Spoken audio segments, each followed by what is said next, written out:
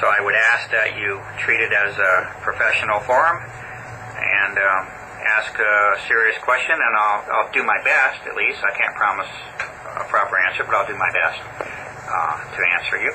And again, if you don't mind, I think I skipped the lemonade the whole time that we're here, so I'm going to get my lemonade while you folks get a few questions going. Okay.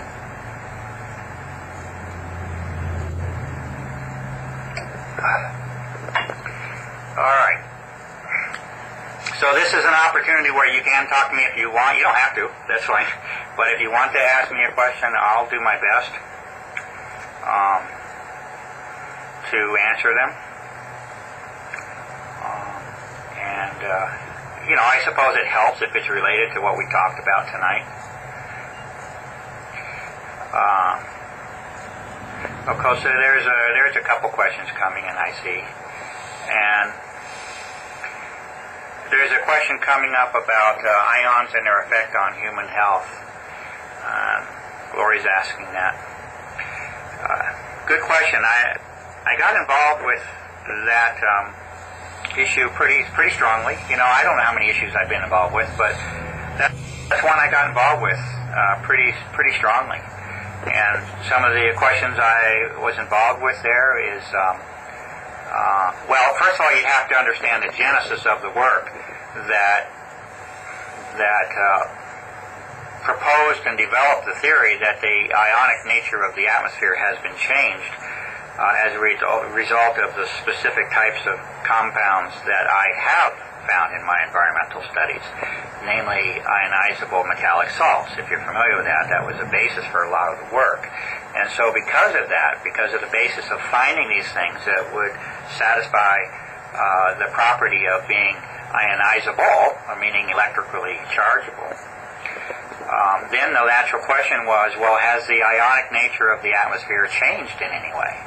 And that's not an easy thing to get a handle on, folks. I started out. If you go start to find information on the what they call the electron density of the atmosphere, vertical profile of the electron density of the atmosphere. Go try to find that information and find out how far you get. That information, by my perception, is rather carefully guarded, and I think with good reason.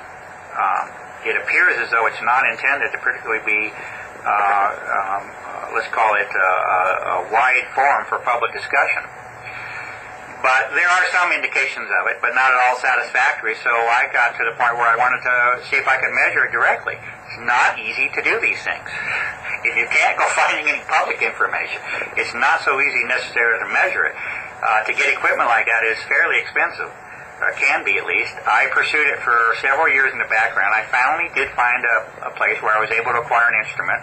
That was a big purchase for me, probably one of my biggest. I spent $500 of my own money to get that piece of equipment because I wanted an absolute measurement. That's the difference. You know, you might be able to get relative data, but I wanted absolute data, meaning the actual numbers of the ion content of the atmosphere, both positive and negative.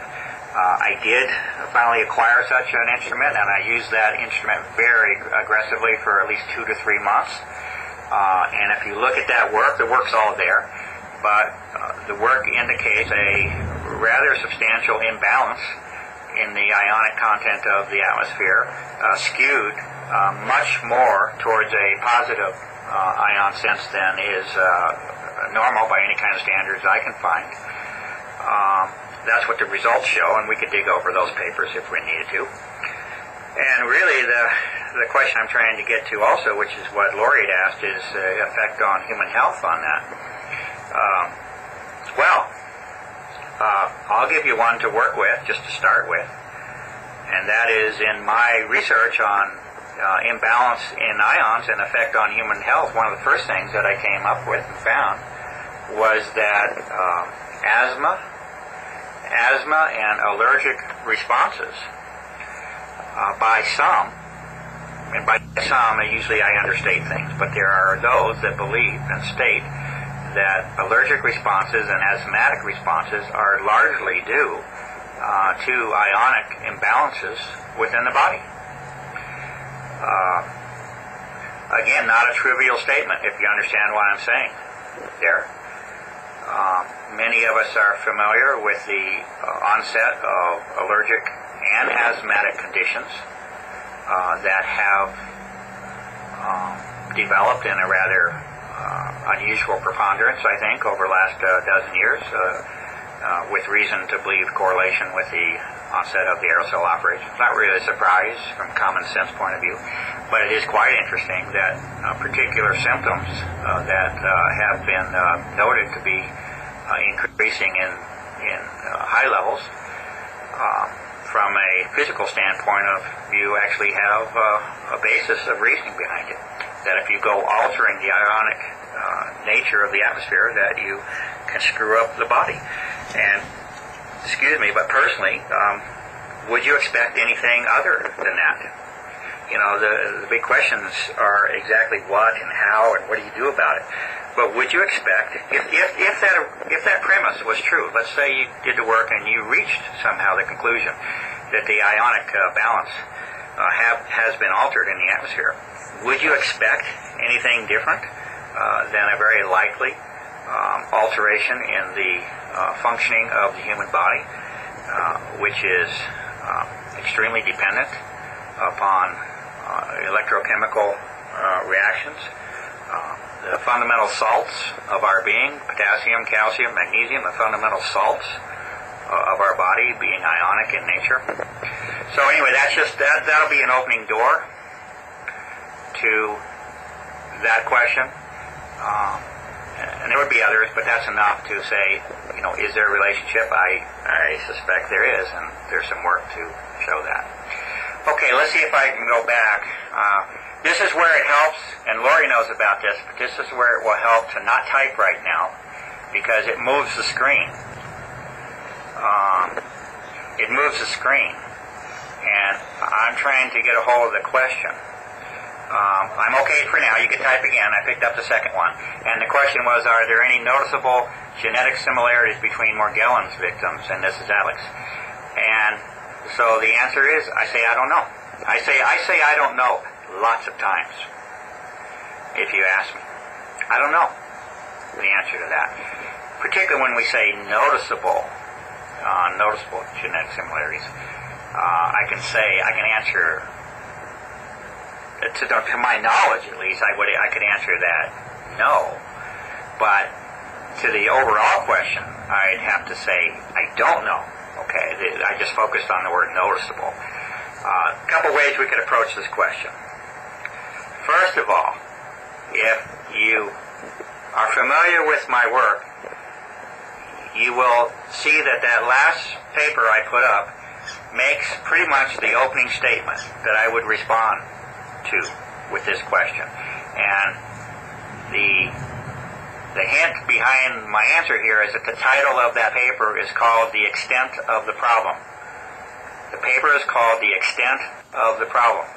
I would encourage you to read that paper and to start with the opening line. And the first thing that you will find is that my contention, based upon the research, is that there is a very false and unrealistic perception with respect to the so-called Morgellons condition, that it affects a relatively small, some might even say inconsequential portion of the population. I'm not going to get into it all tonight, but if you read my work, that's not what my work says. My work says we may all be in this boat, whether we like it or not. That's what the work says. And so, from that standpoint, if you look at that work, statistically, there is no difference going on that I could say in a genetic sense. I'm not saying there's not going to be one at all. I'm just saying at the level that I'm doing my work, which is primarily blood analysis, as well as certain filament analysis that comes directly from the body. These are all, it's basically a random set of human beings that I've been involved with. Statistically, it's inconceivable that there would be any common grouping within these individuals thus far. They come as far away as China. Numbers should be much greater. I wish it was greater, but probably about 3 dozen people that have participated in a specific test that I've done. And statistically, there's no reason whatsoever to form any